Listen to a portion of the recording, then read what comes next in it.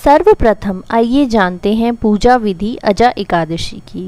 प्रातःकाल सूर्योदय से पूर्व उठकर स्नानादि से निवृत्त होकर भगवान विष्णु का देवी लक्ष्मी के साथ गोपी चंदन, चावल, पीले पुष्प, ऋतु फल, तिल व मंजरी सहित तुलसी दल से पूजन करें। दिन भर निराहार रहते हुए शाम को फलाहार कर सकते हैं। एकादशी के दिन विष्णु सहस्त्रनाम का पाठ करने से भगवान विष्णु की विशेष कृपा प्राप्त होती है। यदि आप किसी कारण से व्रत नहीं कर सकते हैं तो इस दिन मन में विष्णु भगवान का ध्यान करते हुए सात्विक रहें, झूठ न बोलें, किसी का मन नहीं दुखाएं व निंदा से बचें।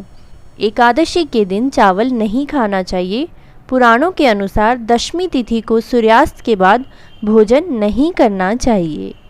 अजा एकादशी की व्रत कथा को पढ़ने या सुनने मात्र से ही पापों का नाश होता है। जो भगवान ऋषिकेश की पूजा करता है उसे वैकुंठ की प्राप्ति होती है।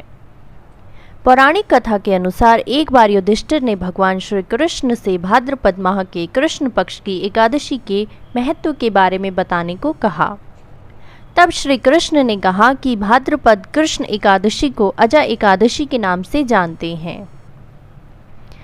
एक समय में हरिश्चंद्र नाम का एक चक्रवर्ती राजा राज्य करता था। किसी कारणवश उसने अपने राज्य को छोड़ दिया, पत्नी, बच्चे और स्वयं को भी बेच दिया। राजा हरिश्चंद्र एक चांडाल के यहाँ काम करता था और मृतकों के वस्त्र लेता था।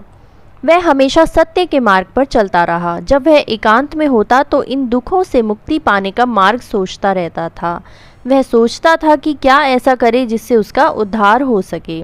वह काफ़ी समय तक इस कार्य में लगा रहा। एक दिन वह चिंतित होकर बैठा था, तभी गौतम ऋषि वहां आए। राजा ने उनको प्रणाम किया। उसने गौतम ऋषि को अपने दुखों के बारे में बताया और इससे उद्धार का मार्ग पूछने लगा।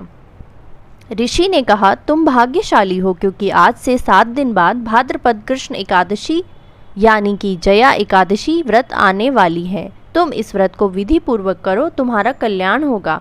इतना कहने के बाद गौतम ऋषि वहां से चले गए।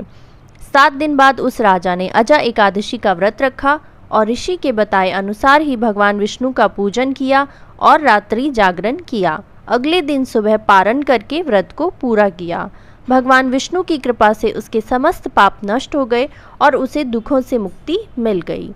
स्वर्ग से पुष्प वर्षा होने लगी। उसने देखा कि उसका मरा हुआ पुत्र फिर से जीवित हो गया है और उसकी पत्नी पहले की तरह रानी के समान दिख रही है। इस व्रत के पुण्य प्रभाव से उसे अपना राज्य दोबारा मिल गया। जीवन के अंत में उसे परिवार सहित स्वर्ग स्थान प्राप्त हुआ। यह अजा एकादशी व्रत के पुण्य फल का प्रभाव था।